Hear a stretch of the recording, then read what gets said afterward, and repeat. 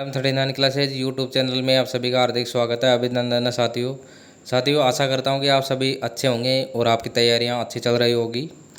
तो इस वीडियो में हम बात करेंगे राजस्थान सरकार द्वारा जो परिवर्तित बजट पेश किया गया है आज, उसमें मुख्यमंत्री श्री भजनलाल शर्मा द्वारा बहुत बड़ी एक घोषणा की गई है जो बेरोजगार युवा हैं उनके लिए, जो CT 2024 से संबंधित है। उस बारे में इस वीडियो में हम आपको बताएंगे।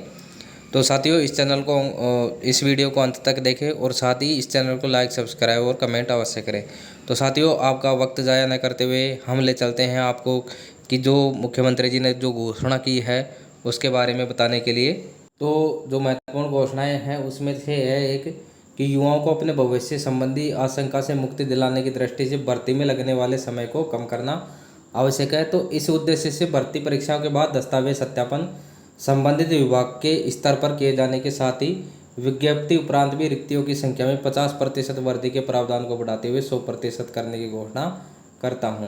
तो देखिए साथियों, इसमें कि जो परीक्षा के बाद में जो दस्तावेज सत्यापन होता है वो जैसे राजस्थान कर्मचारी चयन बोर्ड या RPSC द्वारा जो भर्ती परीक्षाएं आयोजित की जाती है तो उनका दस्तावेज सत्यापन भी RPSC या राजस्थान कर्मचारी चयन बोर्ड द्वारा ही किया जाता है। तो इससे समय अधिक लगता है। तो इस बार इस बजट में घोषणा हुई है, मुख्यमंत्री जी ने घोषणा करी है कि जो दस्तावेज सत्यापन है संबंधित विभाग के द्वारा ही किए जाएंगे। यानी यदि शिक्षा विभाग के अंदर भर्ती निकली है तो शिक्षा विभाग ही उन परीक्षा में जो पास है, जो अभ्यर्थी या परीक्षा में जिनका चयन हो चुका है तो उनका जो दस्तावेज सत्यापन है वो शिक्षा विभाग द्वारा ही किया जाए। तो यह प्रक्रिया अपनाई जाएगी। दूसरा कि विज्ञप्ति उपरांत भी रिक्तियों की संख्या में 50% वृद्धि के प्रावधान को बढ़ाते हुए 100% करने की घोषणा है। एक महत्वपूर्ण कि विज्ञप्ति जारी हो गई, उसके बाद में अभी प्रावधान है कि उसमें 50% जो पदों की संख्या है उसमें वृद्धि की जा सकती है। तो अभी इसको बढ़ाते हुए 100% वृद्धि की करने की घोषणा इसमें की गई है कि जो विज्ञप्ति जारी की है तो सरकार उसमें चाहे तो 50% पद उसमें बढ़ाए जाते हैं। तो अब उस प्रावधान को बदल करके 100% कर दिया गया है।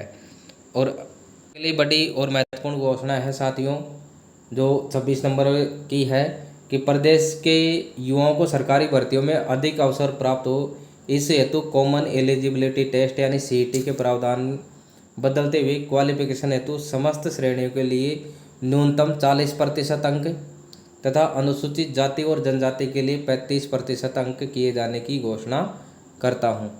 तो सब महत्वपूर्ण घोषणा ये हुई है कि जो CET 2024 है उसके अंदर समस्त श्रेणियों के लिए जो न्यूनतम अर्हता प्राप्तांक है न्यूनतम 40% और अनुसूचित जाति और जनजाति के लिए 35% अंक इसमें निर्धारित किए गए हैं। 35%। तो CET में 40% और 35% जो पात्रता के अंक निर्धारित किए गए हैं। साथ ही सरकारी कार्यालयों की एफिशिएंसी में सुधार हेतु युवाओं को जिनको शिक्षा के समुचित अवसर प्राप्त नहीं हुए उन्हें भी सरकारी नौकरी का अवसर देने की दृष्टि से वर्षों से अटकी हुई चतुर्थ श्रेणी की भर्ती नियमों का परिवर्तन किया जाकर भर्ती की जाएगी।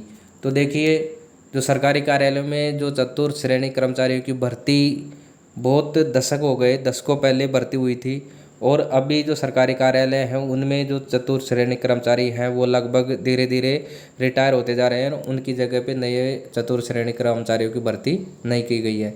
तो इस मामले में कदम बढ़ाते हुए मुख्यमंत्री जी ने इसमें घोषणा करी है कि ऐसे युवा जिनको शिक्षा के समुचित अवसर प्राप्त नहीं हुए हैं, जो 10वीं पास है, 12वीं पास है, उनके लिए उन्हें भी सरकारी नौकरी का अवसर देने की दृष्टि से वर्षों से जो चतुर्थ श्रेणी की जो भर्ती अटकी हुई है उनके नियमों में परिवर्तन नए नियमों के अनुसार और फिर उनकी भर्ती की जाएगी। तो ये शिक्षा से संबंधित और रोजगार से संबंधित जो परिवर्तित बजट है उसके अंदर घोषणा की गई है।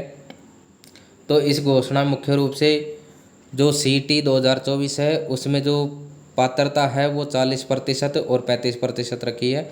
इससे पहले जो नियम थे उसमें 15 गुना किसी भी विज्ञप्ति में 15 गुना जो पद है उनके 15 गुना उसमें अभ्यर्थियों का चयन किया जाता था। लेकिन अब इसमें इस प्रावधान को हटा करके 40% और 35% अंक इसमें निर्धारित कर दिए गए हैं कि जिनके 40% और 35% SC/ST के लिए जो अंक निर्धारित है वो अगर वो प्राप्त कर लेता है तो वो जो CET में जो भर्ती परीक्षाएं हैं उनमें वो शामिल हो सकता है, उन भर्ती परीक्षाओं में बैठ सकता है।